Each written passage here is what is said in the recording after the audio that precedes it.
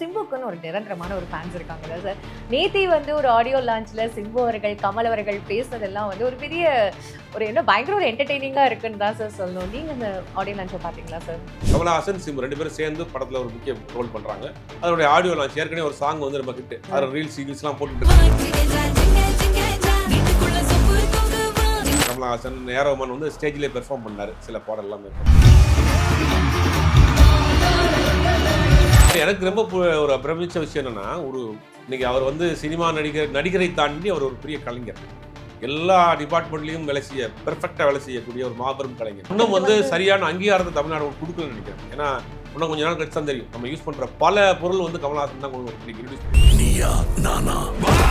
ஒரு சிம்பு மாதிரி ஒரு இளம் நடிகருக்கு படத்துல ஈக்குவலான ஸ்பேஸ் கொடுக்குறாங்க. அது உண்மையிலே பெரிய விஷயம். யாரும் ஒத்துக்க மாட்டாங்க. எல்லா சீன் நான் தான் இருக்கணும், எனக்கு தான் பில்டப் இருக்கணும், என்னை நோக்கியே தான் இருக்கணும்னு நினைக்கிற நேரத்துல என்ன சார் யாரையா தாக்கி பேசுறீங்க? இல்ல, எல்லாருமே சொல்றேன், எல்லா நடிகர்களையும் சொல்றேன், யாரும் விட்டு கொடுக்க மாட்டாங்க. கடைசி வரைக்கும் விட்டு கொடுக்கவே மாட்டாங்க. உள்ள இருந்து நான் பாத்துக்கிட்டு இருப்பேன், வெளியே அமரம் பாத்துக்குவான். அதுல சிம்புவுடைய ஃபேன்ஸ்னு ஒரு குரூப் இருக்காங்க. அவங்க எங்க தான் இருக்கிறாங்க, யாருப்பா நீங்க அப்படிங்கிற மாதிரி இருக்கு. ஸ்டேஜில் அபிராமி பேசி முடிச்ச உடனே ஒரு 1/2 மணி நேரம் கை தட்டுறாங்க. நான் பேசவா போவானோ விட மாட்டேங்கிறேன். அப்புறம் சிம்பு எந்திரிச்சு கை காட்டுறாரு, அப்படியே உட்காந்துறாங்க. சிம்பு அவர்கள் ரசிகர்கள்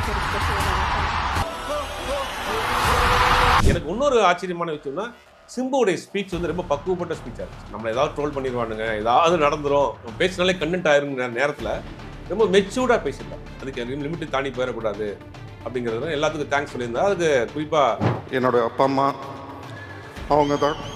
தேங்க்யூம்மா, தேங்க்யூப்பா. இந்த நயன்தாரா அவங்களோட ஹஸ்பண்ட் விக்னேஷ் சிவனாகரன் கையாடு லோகர் எல்லாம் சேர்த்துங்க சார். அவங்களுக்குலாம் ஒரு படத்தில் நடிச்சு நடிகை அப்புறம் இழுத்துட்டு வந்துட்டாங்க. இப்ப சார் இல்ல சார், அவங்க ஒரு பார்ட்டில கலந்துக்கிட்டா 35 லட்சம் கொடுக்கணும் அப்படின்னு இதெல்லாம் யாரு சொல்றா? என்ன அபிஷியல் இருக்கு? இட்லி கடை வந்து இப்போ ஸ்டாப் ஆயிருக்கு. நெக்ஸ்ட் சிம்புவோட எடுக்க போற படம் ஒன்று ஸ்டாப் ஆயிருக்கு. அதுக்கு ஏத்த மாதிரியே சுதா கோங்கரா நாங்க படத்தை ஸ்டாப் பண்றோம். ஸ்டாப் பண்ணல, இப்போதைக்கு போஸ்ட்போன் பண்ணி பராசக்தி படம் கண்டிப்பாக வரும். இந்த பிரச்சனை எல்லாம் சால்வ் பண்ணி அவங்க டாக்குமெண்ட் எடுத்து போயிருக்காங்க. டாக்குமெண்ட் கொண்டாட விளக்கத்தை அவர்கள் கொடுத்த பிறகு உண்மையிலேயே தவறு செஞ்சுருக்காங்களா இல்லையாங்கிறது.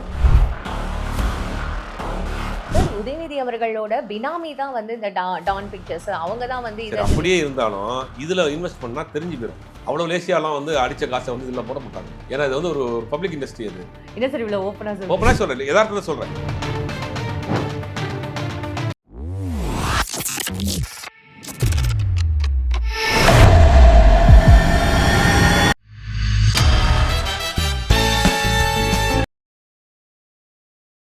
சார் எல்லா படங்களுக்குமே இங்க வந்து ஒரு பெரிய வரவேற்பு இருக்கும் அப்படின்னு சொல்ல முடியாது. ஏன்னா சில படங்கள் எவ்வளவு வந்தாலுமே அதுக்கான ஒரு விஷயங்கள் வந்து இங்க அந்த நடிகர்கள் வச்சு இன்னும் சமூக வலைதளத்துல பேசி அதை ஓட விடாம பண்றதுக்கு இருக்கும்போது, பட் சிம்புக்குன்னு ஒரு நிரந்தரமான ஒரு ஃபேன்ஸ் இருக்காங்கல்ல சார். நேத்தி வந்து ஒரு ஆடியோ லான்ச்ல சிம்பு அவர்கள், கமல் அவர்கள் பேசுனதெல்லாம் வந்து ஒரு பெரிய பயங்கர ஒரு என்டர்டெய்னிங்கா இருக்குன்னு தான் சார் சொல்லணும். நீங்க அந்த ஆடியோ லான்ச்சை பாத்தீங்களா சார்? இல்ல, அதுக்கு முன்னாடி இந்த விமர்சனங்களால் படத்தை ஓட வைக்க முடியாதுன்னு சொன்னீங்க. ஆமா சார். அதே தவறான கருத்து. என்னை பொறுத்த வரைக்கும் ஒரு விமர்சனத்தால் ஒரு படத்தை வந்து ஓட வைக்க முடியாம போயிடும் அப்படிங்கறதெல்லாம் சார் நீங்க சொல்ற ரெட்ரோ, ஆமா சார், டூரிஸ்ட் ஃபேமிலி 2 படம் ரிலீஸ் ஆச்சு. ரெட்ரோ மட்டும் இல்ல சார், ரெட்ரோவும் கங்குவாவும் ஓடாததுக்கான காரணம் இந்த மாதிரியான ஒரு ரிவ்யூஸ் தான் அப்படின்னு சொல்லிட்டு மனசு வருந்தி ஜோதிகா மேம் வந்து ஒரு விஷயம் சொல்லி இருக்காங்க. இல்ல, ஜோதிகா சொன்னது வந்து தன்னுடைய கணவர் படம் ஓடலன்னு சொல்றாங்க. ஒரு விமர்சனத்தால் ஒரு படத்தை முடிக்கிற முடியாது. நீங்க ஒரு டூரிஸ்ட் ஃபேமிலி படம் வர்றப்ப, டூரிஸ்ட் ஃபேமிலி, ரெட்ரோ 2 படத்தை சொல்றேன். 2 படம் ஒரே நேரத்துல வருது. டூரிஸ்ட் ஃபேமிலி படம் வர்றதுக்கு முன்னாடி வரைக்கும் அப்படி ஒரு படம் இருக்கிறது யாருக்கும் தெரியாது. ஆனா அந்த படம் கிட்டத்தட்ட ஒரு 150 தேட்டர் 200 தேட்டர்ல போட்டாங்க. இது 400 தேட்டர்ல போட்டாங்க. ஆனா அந்த படம் என்ன ஆச்சு? படம் பார்த்துட்டு வந்த ஆட்கள் குடும்பமா அந்த படத்தை பார்க்க ஆரம்பிச்சாங்க, கொண்டாட ஆரம்பிச்சாங்க. இப்போ வரைக்கும் டூரிஸ்ட் ஃபேமிலி இப்போ வரைக்கும் ஓடிட்டு இருக்கு. ரெட்ரோ எடுத்துட்டாங்க. அப்ப நீங்க நல்ல படமா இருந்தா மக்களுக்கு தூக்கி கொண்டாடுறாங்களே, அதே விமர்சனம் ஏன் டூரிஸ்ட் ஃபேமிலிக்கு பண்ணல? நல்ல படத்தை கொண்டு போய் சேர்த்ததே விமர்சனம் தானே.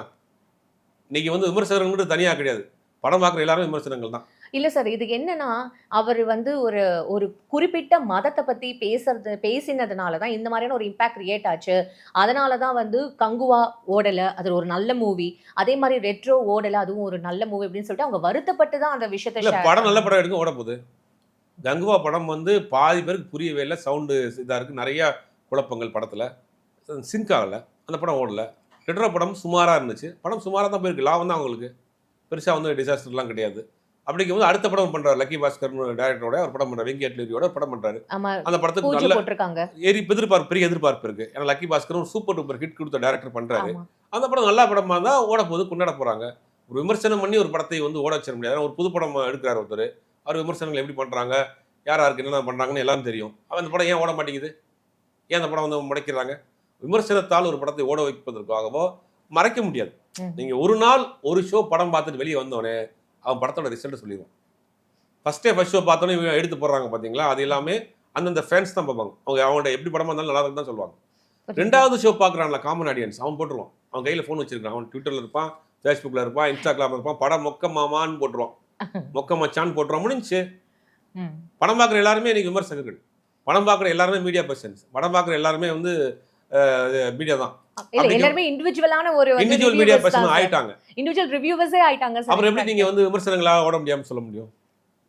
அதுவே தவறான கருத்து முதல்ல, அது ஒன்று. ரெண்டாவது, நேற்று நடந்த அந்த ஆடியோ லான்ச், தக் லைஃப் ஆடியோ லான்ச்சை பொறுத்த வரைக்கும் சாய்ராம் காலேஜ் நடந்துச்சு.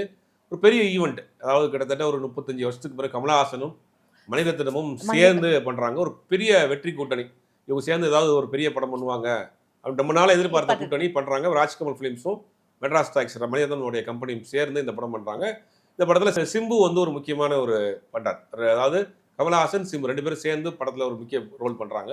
அதனுடைய ஆடியோ லான்ச் ஏற்கனவே ஒரு சாங் வந்து ரொம்ப ஹிட், ரீல்ஸ்லாம் போட்டுட்டு இருக்காங்க. இந்த படத்தினுடைய ஆடியோ லான்ச் நடந்தது. நிறைய கெஸ்டர்ஸ் கூப்பிட்டுருந்தாங்க. அதாவது நம்ம கர்நாடகா சூப்பர் ஸ்டார் சிவண்ணா அவர் வந்திருந்தாரு. அப்புறம் வந்துட்டு கமலஹாசன், ஏரோமன் வந்து ஸ்டேஜ்லேயே பெர்ஃபார்ம் பண்ணாரு, சில பாடல்லாம் பெர்ஃபார்ம் பண்ணாரு. கார்த்திக் நேத்தா 2 பாட்டு எழுதியிருக்காரு. அவர் பாடல் அதில் வந்து ரொம்ப ஒரு 25 வருஷ கனவு நான் மணி சார் கூடயும் ரஹ்மான் சார் கூடயும் பண்ணாங்க. எல்லாமே ஒரு பெரிய ஒரு எனக்கு தெரிஞ்சு பெரிய ஒரு ஸ்டார்ஸ், எல்லாருமே legends. In fact Maniratnam sir, AR Rahman sir, அப்புறம் வந்து கமல் சார், இவங்க எல்லாருமே ஒரு பெரிய லெஜெண்ட்ஸ். எனக்கு ரொம்ப ஒரு பிரமிச்ச விஷயம் என்னன்னா, ஒரு 30 வருஷம் 50 வருஷம் இருக்கும் அவருடைய கரியர் எடுத்தீங்கன்னா கமலஹாசன். இன்னைக்கு அவர் வந்து சினிமா நடிகரை தாண்டி அவர் ஒரு பெரிய கலைஞர். எல்லா டிபார்ட்மெண்ட்லையும் வேலை செய்ய பெர்ஃபெக்டாக வேலை செய்யக்கூடிய ஒரு மாபெரும் கலைஞர். புதுசாக ஒன்றும் வந்து சரியான அங்கீகாரத்தை தமிழ்நாடு கொடுக்கலன்னு நினைக்கிறேன். ஏன்னா இன்னும் கொஞ்ச நாள் கழிச்சு தான் தெரியும். நம்ம யூஸ் பண்ணுற பல பொருள் வந்து கமலஹாசன் தான் இன்னைக்கு இன்ட்ரடியூஸ் பண்ணியிருக்காரு. டிஜிட்டல் கேமராவாக இருக்கட்டும், ஆவிட் எடிட்டிங்காக இருக்கட்டும், நியோண்டா சாஃப்ட்வேர், நிறையா வந்து உலகத்தில் எங்கெங்க சினிமா தொடர்பான டெக்னாலஜிஸ் வந்துச்சுன்னா முதலில் கொண்டு வந்து அதை எக்ஸ்பெரிமெண்ட் பண்ணி அதை வந்து டெடிகேட் பண்ணிட்டு போயிடுவார். இன்னைக்கு இருக்கக்கூடிய எல்லா பொருளும் அவர் கொண்டு வந்து தான், அவர் இன்ட்ரடியூஸ் பண்ணது தான். மேக்கப்பாக இருக்கட்டும், கேமராவாக இருக்கட்டும், அவரே எக்ஸ்பெரிமெண்ட் பண்ணுவார். அதை கொண்டு வந்து வச்சு நல்லா இருக்கா அங்கே வந்து கொடுத்துட்டு போவார், எல்லாரும் அதை பண்ணுவாங்க. அந்த மாதிரி சினிமாவுக்காக வாழக்கூடிய ஒரு மாபெரும் கலைஞர், அதை மாற்றுக்கிறதே கிடையாது. அப்படிப்பட்ட ஒரு நபர் ஒரு சிம்பு மாதிரி ஒரு இளம் நடிகருக்கு படத்தில் ஈக்குவலான ஸ்பேஸ் கொடுக்குறாருல, அது உண்மையிலே பெரிய விஷயம். யாரும் ஒத்துக்க மாட்டாங்க. எல்லா சீன் நான் தான் இருக்கணும், எனக்கு தான் பில்டப் இருக்கணும், என்னை நோக்கியே தான் இருக்கணும்னு நினைக்கிற நேரத்தில் என்ன சார் யாரையா தாக்கி பேசுறீங்க? இல்லை, எல்லாருமே சொல்கிறேன், எல்லா நடிகர்களையும் சொல்கிறேன், யாரும் விட்டு கொடுக்க மாட்டாங்க, கடைசி வரைக்கும் விட்டு கொடுக்கவே மாட்டாங்க. ஆனால் இவர் வந்து என்ன பண்ணுறாருன்னா, வந்து முழுவதுமாக தனக்கு ஒரு வளர்ந்து வரக்கூடிய பையன், அந்த மாதிரி எல்லாம் பண்ணுறான், திறமையான பையனாக இருக்கிறான், அவனை அடுத்த கடத்துக்கு கொண்டு வந்து வைக்கணும். இப்போவே கமலஹாசன் அவர்களை பொறுத்த வரைக்கும் திறமையான ஆட்களை பார்த்தாருன்னா அவரை உடனே ஆரம்பிச்சுக்குவார். அப்போ சிம்புவுக்கு ஒரு சின்ன ஒரு டவுன் இருக்குது, அவளை கொண்டு வந்து வைக்கணும் அப்படிங்கிறதுனால அவர் தனக்கு ஈக்குவலாக ஸ்க்ரீனில் ஷேர் பண்ணி கொடுத்துருக்காரு. அந்த ஆடியோ லான்ச் நடந்தால் அதில் நிறையா விஷயங்கள் நடந்துச்சு. அதில் சிம்புவுடைய ஃபேன்ஸ்னு ஒரு குரூப் இருக்கிறாங்க. அவங்க எங்கே தான் இருக்கிறாங்க, யாருப்பா நீங்கள் அப்படிங்கிற மாதிரி இருக்கு. ஸ்டேஜில் அபிராமி பேசி முடித்தவொடனே ஒரு 1/2 மணி நேரம் கை தட்டுறாங்க. நான் பேசவா போவானோ விட மாட்டேங்கிறேன். அப்புறம் சிம்பு எந்திரிச்சு கை காட்டுறாரு, அப்படியே உட்காந்துறாங்க.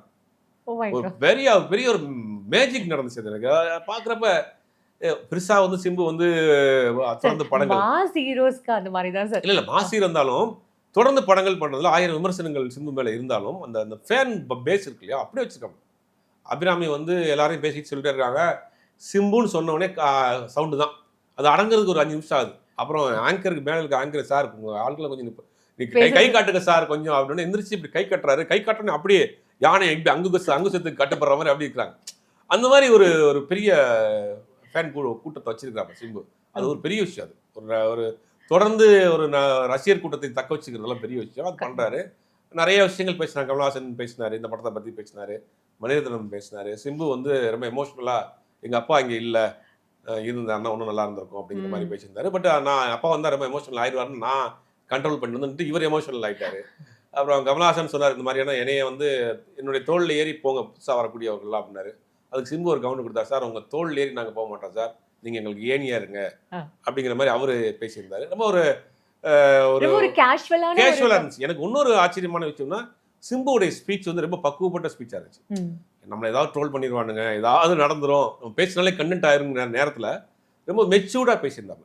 ரொம்ப மெச்சூர்டாக அளவா அதுக்கு லிமிட்டு தாண்டி போயிடக்கூடாது அப்படிங்கிறதுனால எல்லாத்துக்கும் தேங்க்ஸ் சொல்லியிருந்தா. அதுக்கு குறிப்பாக நான் ரொம்ப ஒரு டவுனில் இருக்க நேரத்தில் எனக்கு இந்த படத்தை கொடுத்து எனக்கு வந்து கூட வச்சுட்டது வந்து மணிரத்னம் சார், அவர் தேங்க்ஸ் சொன்னார். அப்புறம் இந்த பீப் சாங் வந்தப்போ எனக்கு ரொம்ப ஒரு டிப்ரெஷனில் இருந்தேன். அப்போ வந்து எனக்கு ஒரு முக்கியமான பாட்டை கொடுத்து என்னை வந்து டெவலப் பண்ணி விட்டது ரஹ்மான் சார். உங்க 2 பேரும் என்னுடைய லைஃப்ல நான் வந்து மறக்கவே மாட்டேன். சார் இப்போ இங்க ஒரு விஷயம் கேட்கணும். நீங்க சொன்னீங்கல்ல ட்ரோல்ஸே எதுவுமே இல்லைன்னு. ஆனா படத்துக்கு வெளியில எவ்வளோ ட்ரோல்ஸ். ஏன்னா த்ரிஷா யாருக்கு ஹீரோயின் அப்படின்ற மாதிரி அதுக்கு உண்டான விடையை அந்த சொல்லியிருப்பாங்க. அதுதான் சார். அது வந்து எல்லாருமே வந்து உடனே அந்த இதுக்கு போயிட்டாங்க சார். 10 வருஷத்துக்கு முன்னாடி இவங்க நடிச்ச வினை அந்த தாண்டி படத்துக்கு வினை தாண்டி வருவாயாக்கு போயிட்டாங்க சார். அப்போ வந்து இப்ப கமலும் சிம்புக்கும் இந்த மாதிரியான, ஏன்னா த்ரிஷா எல்லாருக்குமான வந்து ஒரு நடிகையா, எல்லாருக்குமான ஒரு ஜோடி போடுற மாதிரி ஒரு நடிகையா இருக்கிறது உண்மையாவே அது ஒரு இல்ல அதுக்கு அந்த படத்துக்கு அதுல ஒரு நீங்க ட்ரெய்லர்ல பார்த்ததை வச்சு த்ரிஷா வந்து கமல்ஹாசன் அவர்களுக்கு ஜோடின்னு சொல்லாதீங்க. படத்துல உள்ள ஒரு ட்விஸ்ட் இருக்கு. படம் பாக்குறப்ப உங்களுக்கு தெரியும். அப்படி இந்த மீம்ஸ் எல்லாம் போட ஆரம்பிச்சாங்க. ஆமா சார். மீம் போட த்ரிஷா உனக்கு ஜோடி இல்லடா உனக்கு சித்தி அப்படின்ற மாதிரி மீம்ஸ் எல்லாம் போட ஆரம்பிச்சாங்க. அது வந்து அதையும் வந்து எல்லாரும் பாக்குறாங்க, ஜாலியா பாக்குறாங்க. அதுக்குண்டான விளக்கமும். அதுதான் சார் ஆச்சரியமா இருந்தது. ஸோ இந்த மீம்ஸ் எல்லாருமே வந்து இப்போ நடிகர்கள் எல்லாம் முன்னாடி காலகட்டத்தில் கவனிப்பாங்களா, அதுக்கு பதில் சொல்லுவாங்களான்றது தெரியல. பட் இன்னைக்கு அந்த மீம் பார்த்ததுனால தானே சார் அந்த மாதிரியான ஒரு விஷயங்களும் வந்து அவங்க இல்ல சோசியல் மீடியாவுடைய பவர் இன்னைக்கு பெரிய விஷயம். இன்னைக்கு நம்ம வந்து பாதி நேரம் அதெல்லாம் கழிச்சிட்டு இருக்கிறோம். டைம் இது பண்ண பெரும்பாலான நேரத்தை தான் தின்னுது. படிக்கிறதெல்லாம் ரொம்ப குறைஞ்சி போச்சு இப்போ. அப்படிங்கிறது எல்லாமே வந்து உங்களுக்கு தான் படிக்கிறது கூட புக்கு தான் அதெல்லாம் படிக்கிறோம். அப்படிங்கிற போது பிரிண்டிங்கிற ஒரு விஷயம் போயிருச்சு, டிவிங்கிற ஒரு விஷயம் போயிருச்சு, சக மனிதர்கள்ட்ட பேசுறது குறைஞ்சி போச்சு. எல்லாமே நம்ம வந்து மொபைலே தான் இருக்கும். எல்லாமே அதுலயே கிடைக்குதுங்கிறதால சோ இதுக்கு வந்து ஒரு பதிலும் கொடுத்த உடனே ஓகே, அப்பதான் சார் மக்கள் எல்லாருமே அப்பாடா எனக்கு ஏதோ உள்ள. ஏன்னா அது ஒரு வெற்றிகரமான ஒரு பேர். அது த்ரிஷாவும் சிம்புவும் ஹிட் கொடுத்த படம். அது நல்ல ஒரு பேர். அது நல்லா இப்ப வரைக்குமே அந்த சாங் எல்லாம் ரொம்ப நல்லா இருக்கும். ஆமா சார். அதனால வந்து மக்கள் ஏமாந்துடக்கூடாது அப்படிங்கிறதுக்காக அதுல 2 ஹீரோயின் இருப்பாங்க. அபிராமியும் இருப்பாங்க, த்ரிஷாவும் இருக்கிறாங்க. அதுல ஒரு ட்விஸ்ட் வச்சிருக்காரு, நீங்க படம் பாக்குறப்ப தெரியும் அப்படின்னு அதுக்குள்ள இருக்கக்கூடிய விஷயங்கள் பண்ணாரு. ஆனா சிம்பு அந்த படத்தை பத்தி ஒரு லிமிட்டுக்கு மேல தாண்டி பேசல. ஏன்னா முன்னாடி வாத்தியார் உட்காந்துருக்காரு, அதனால அவர் வந்து எப்படி பாப்பாருங்கிறதுனால அந்த லிமிட்டுக்கு தாண்டி போகல. ரொம்ப செட்டில்டா பேசியிருந்தார். நிறைய எமோஷனலா பேசியிருந்தாங்க. ஒரு சிறப்பான ஒரு விதா இருக்கு. ஆனா 5ஆம் தேதிங்கிறது ஒரு படம் வந்து ஒரு பெரிய எதிர்பார்ப்பு. Yes sir. ஜூன் 5 தக் லைஃப். உண்மையாவே சிம்பு ஃபேன்ஸ் எல்லாம் வந்து அவர் வருஷத்துக்கு ஒரு படம் கொடுத்தாலும் ஏதாவது ஒரு நல்ல ஒரு ஹிட்டான ஒரு நல்ல ஒரு கான்செப்சுவல் ஒரு மூவியா கொடுக்கறதுல கண்டிப்பா சிம்பு வந்து இது பண்ண வரிசையா வச்சிருக்காரு. இப்போ வந்து என்னன்னா மணிரத்னம் அவரும் சேர்ந்து ஒரு படம் பண்றாங்க. அதுக்கு பிறகு வந்து தேசிங் பரிசு வரிசையா ஒரு 5-6 படம் கம்ப்ளீட் பண்ணி வச்சிருக்காரு. இனி கேப் இல்லாமல் பண்ணுவேன், ரசிகர்கள் ஏமாற்ற மாட்டேன், அதுக்கெல்லாம் உங்களுக்கு சாரி கேட்டுக்கிறேன்ற மாதிரி அவர் பேசியிருந்தாரு. ஒரு நல்ல கலைஞன் சிம்புவை பொறுத்த வரைக்கும், எல்லாம் தெரிஞ்ச ஒரு கலைஞன். வெயிட் பண்ணுவோம். தக் லைஃப் உண்மையாவே நாங்களும் வெயிட் பண்றோம் சார் அந்த மூவியை பார்க்கறதுக்காக. சார் இது பேசிட்டே இருக்கும்போது எனக்கு கடைசியாக ஒரு கேள்வி சார். நீங்கள் வந்து இந்த சினிமா விமர்சனத்திலே இருக்கிறதுனால இதை பற்றி நீங்கள் சொல்லணும். பராசக்தியில் ஆரம்பித்து பராசக்தியிலேயே முடிய போகுது அப்படின்ற மாதிரி இருக்குது. அதுக்கேற்ற மாதிரி இப்போது சுதா கொங்குரா அவங்க வந்து ஒரு விஷயம் சொல்லியிருக்காங்க. நாங்கள் ஏன்னா அவர் வந்து தலைமறைவாயிட்டார் அந்த ப்ரொடியூசர். நாங்கள் இப்போ டெம்பரவரியாக இந்த மூவியை ஸ்டாப் பண்ணுறோம், ஜூன் மாதத்துலேருந்து தான் வந்து அதை திருப்பியும் ஸ்டார்ட் பண்ண போகிறோம் அப்படின்ற மாதிரி இந்த விஷயம் இப்போ பேசப்படுது. இவ்வளோ இது நடுவில் இந்த பராசக்தி இப்போ வருமா வராதா சார்? இல்லை, கண்டிப்பாக படம் வரும். அது வந்து ஸ்டாப்பில் ஆகாது. இப்போ அந்த படம் வந்து ஒரு ப்ரைவேட் லிமிடெட் கம்பெனியாக தான் வச்சுருக்காங்க. அந்த ஆகாஷ் பாஸ்கருடைய டான் பிக்சர்ஸ். இந்த படம் பண்ணுற ஒரு 3-4 படமே ஷேர் பேசிஸ் தான் பண்ணுறாரு சார். ஒரு விஷயம் சார், இந்த ஆகாஷ் பாஸ்கரன் வந்து ஒரு கம்மியான பட்ஜெட்டில் ஒரு சின்ன ஹீரோஸை வச்சு பண்ணியிருந்தா கூட இவ்வளோ தூரம் வெடிச்சிருக்காது சார். இடி ரைட்ல மாட்டும் போது இவங்க இந்த சினிமா பிரபலங்கள் மாட்டும் போது தான் இந்த ஆகாஷ் பாஸ்கரன் யாரு, இந்த ரித்தேஷ் யாரு அப்படின்ற மாதிரி இவ்வளோ விஷயங்கள் வெளில வருது. அது மட்டும் இல்லாமல் ஒரு நைட்டுக்கு வந்து ஒரு பார்ட்டிக்கு அட்டென்ட் பண்ணுறதுக்குலாம் 35 lakhs 45 lakhs கொடுக்குற அளவுக்குலாம் இது எல்லாமே இடி ரைடு போச்சு இல்லையா? கிட்டத்தட்ட ஒரு 10 நாள் 15 நாளைக்கு மேலே ஆயிடுச்சு. அமலாக்கத்துறை சார்பாக இது வரைக்கும் ஏதாவது நோட்டீஸோ அவங்க வீட்டிலேருந்து இவ்வளோ கட்டாக பணம் பிடிச்சிருக்கிறோம், இவ்வளோ டாக்குமெண்ட்டை பிடிச்சிருக்கிறோம், இவ்வளோ இல்லீகலாக வந்து பிஎம்எல்ஏல வந்து பணத்தை வந்து ட்ரான்ஸ்ஃபர் பண்ணியிருக்காங்க, மணி லாண்டரிங் பண்ணியிருக்காங்க, இவங்க வந்து வழக்கு பதிவு பண்ணியிருக்கிறோம். அப்புறம் ஏன் சார் இவங்க 2 பேரும் தப்பிச்சு போனாங்க? தப்பிச்சு போடலையே. இப்போ என்ன சொல்றாங்க, அவர்கள் தரப்பில் சொல்கிறது என்னன்னா, ஃபேமிலியோட சம்மர் வெக்கேஷனுக்கு வெளிநாடு போயிருக்காரு, சம்மன் அனுப்பப்பட்டிருக்கு, வந்தவொடனே நேரம் ஆஜராக போகிறாரு அப்படின்னு அவர்கள் தரப்பில் சொல்கிறாங்க. அப்போ ஏன் படத்தை ஸ்டாப் பண்ணணும்? வெக்கேஷன் ஊருக்கு போயிருக்க எப்படி ப்ரொடக்ஷன் போகும்? ஆல்ரெடி ஒரு ஷெட்யூல் முடிச்சிட்டாங்க. சோ வெக்கேஷனுக்கு ஊருக்கு போனாங்கன்னா வந்த பிறகு இது எல்லாமே இதெல்லாம் என்னன்னா, இது வந்து அமலாக்கத்துறை சார்பில் அபிஷியலா கொடுத்த பிறகு தான் உண்மையிலேயே தவறு செஞ்சிருக்காங்கன்னு தெரியும். இது வரைக்கும் நமக்கு யாருக்குமே தெரியாது. சில மூத்த பத்திரிகையாளர்கள் அரசியல் விமர்சகர்கள், அரசியல் விஞ்ஞானிகள் லேப்டாப்லாம் கையில் வச்சுக்கிட்டு அவங்க தான் வந்து உருட்டு இருக்காங்க. அவங்க நேரடியாக பார்த்த மாதிரியும் அங்கேருந்து எடுத்த மாதிரியும் இது வரைக்கும் சோர்சஸ் இல்லாம இப்ப வெளில சொல்லவும் முடியாது இல்லை. சோர்சஸ்னா அமலாக்கத்துறை அவ்வளவு லேசியாக வச்சிருக்கு சோர்சஸ். சார். இதுக்கு ஏத்த மாதிரியே இத்தனை வருஷமா நிதி ஆயோக்கு போகாத முதலமைச்சர் இப்ப வந்து தன் பையன் உதயநிதி அவர்கள் வந்து எங்க மாட்டிடுவாரோன்ற ஒரு பயத்துல நிதி ஆயோக் போன மாதிரி இப்ப எதிர்கட்சியா இருக்கிறவங்க பேசதான் செய்வாங்க.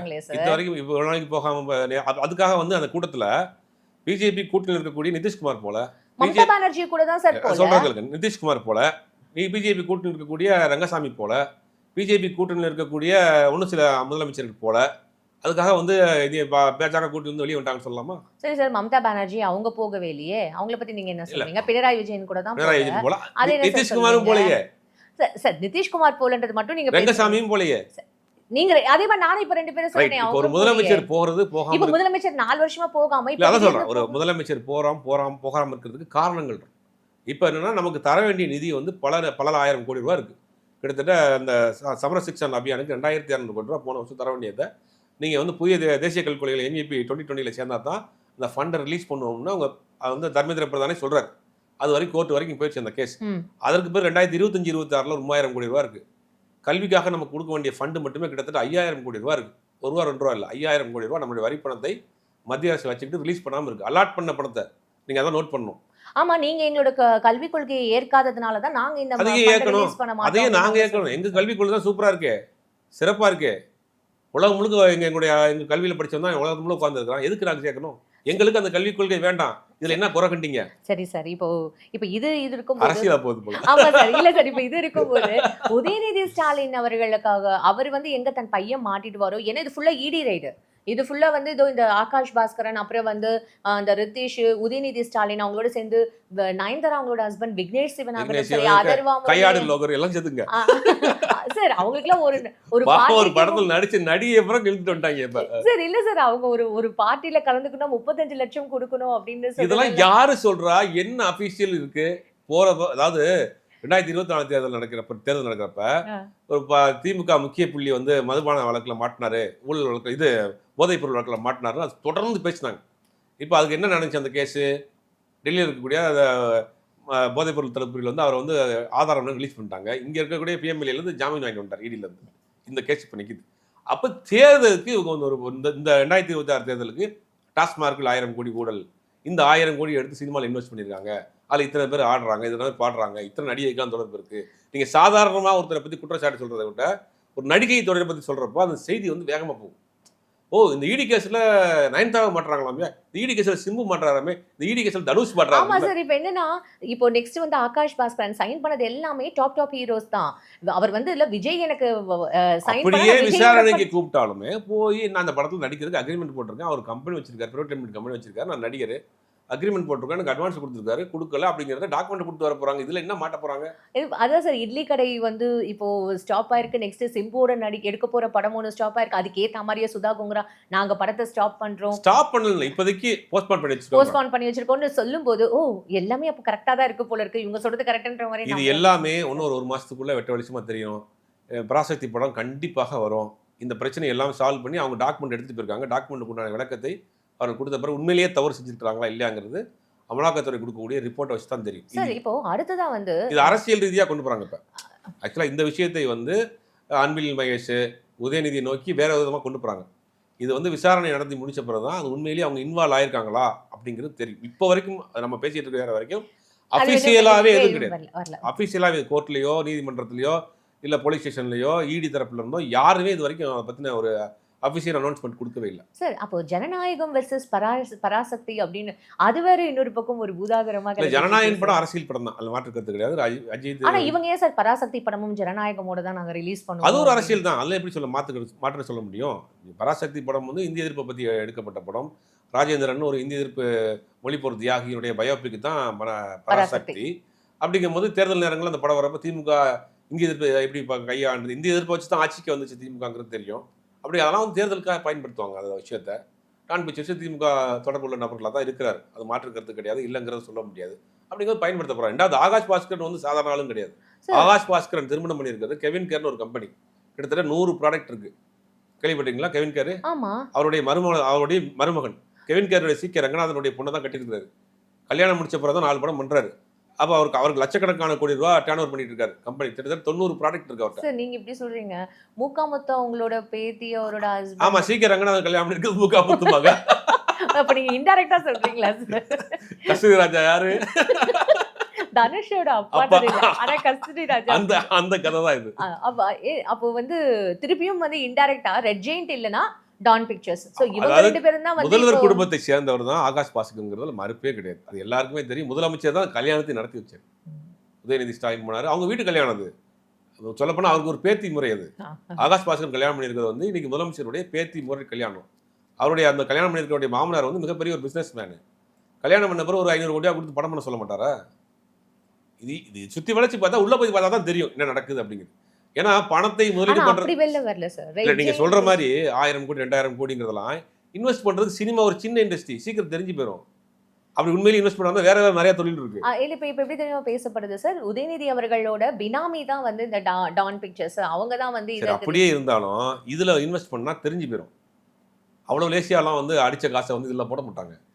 ஏன்னா இது வந்து ஒரு பப்ளிக் இண்டஸ்ட்ரி. அது என்ன சார் இவ்வளவு ஓப்பனா சொல்றீங்க? ஓப்பனா சொல்றேன், யதார்த்தத்தை சொல்றேன். உண்மையிலேயே நீங்க ஊழல் நடந்திருக்கு அப்படின்னா இதுல ஒன்று போட மாட்டாங்க. அதை இன்வெஸ்ட் பண்றதுக்கு 1000 வழி இருக்கு. அப்படிங்க ஏன் இதை டச் பண்றாங்கன்னா இது வந்து பெருசா போய் சேரும். சினிமா சார்ந்த ஆட்களை வச்சு ஒரு செய்தியை பரப்புறப்ப அது வந்து பெருசா போகும். இடியில் வந்து தனுஷ் மாட்டாராமே, இடியில் வந்து சுதா கொங்கரா மாட்டாங்களாம், இடியில் வந்து அவர் மாட்டாங்க இவர் மாட்டாங்க, அது செய்தி வந்து காட்டுத்தீயா பரவும். அப்போ தேர்தலுக்கு 2026 தேர்தலுக்கு டாஸ்மார்க்கில் 1000 கோடி ஊழல், அதை வந்து சினிமாவில் முதலீடு பண்ணியிருக்காங்க. சினிமா நடிகர்கள் பூரா தொடர்பு, அவருக்கு பார்த்தீங்கன்னா அவருக்கு இத்தனை பேர் தொடர்பு, இங்கே பார்ட்டி அங்கே பார்ட்டி அப்படின்னு ஒரு கதையை சொல்லிட்டு இருக்காங்க. இதெல்லாம் சொல்றாங்க.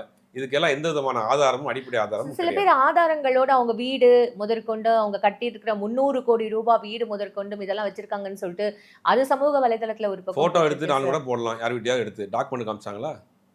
இவர் தான் ரிஜிஸ்டர் பண்ணியிருக்காரு, இவர் தான் பண்ணியிருக்காரு, ஆதாரத்தோட பேசுகிறாங்களா? இதில் மெயின் ஸ்ட்ரீம் இதை பற்றி ஏதாவது விவாதம் நடந்திருக்கா? எல்லாம் சோஷியல் மீடியாவில் தான் போகுது. ஒரு முக்கியமான பிரபல சேனலில் உட்காந்து டிபேட் பண்ணியிருக்காங்களா? அதிமுக பாஜக எல்லாரும் சேர்ந்து வச்சு இவருடைய ஆதாரத்தை எடுத்து போட்டு பார்த்தீங்கன்னா ரித்தீஷ் இவ்வளோ கோடி சம்பாரிச்சிருக்காரு, யாராவது பேசியிருக்காங்களா? நீங்கள் பார்த்துருக்கீங்களா? அது மாதிரி சோஷியல் மீடியாவில் உட்காந்துக்கிட்டு ஒரு பரபரப்புக்காக சில விஷயங்களை தமிழ் போகிறக்கு கையாடு லோகருக்கு இடி ரைட்டில் ஃபோட்டோ வைக்கிறாங்க. அப்போ தான் அந்த வீடியோ பார்ப்பானுங்கன்னு. அப்படிங்கும்போது இதெல்லாம் வந்து ஒரு அரசியலுக்காக அவங்க அந்த படத்துல நடிச்சதை விட இந்த இடி ரைட்ல ஃபேமஸ் ஆனதா சார். இதுக்கு இந்த டிராகனுக்கு முன்னாடி ஒரு படம் நடிச்சாங்க, அந்த படம் பெருசா போல. அதுக்கு டிராகனுக்கு பிறகு தான் இப்பதான் பிக்கப் ஆகி வர்றாங்க.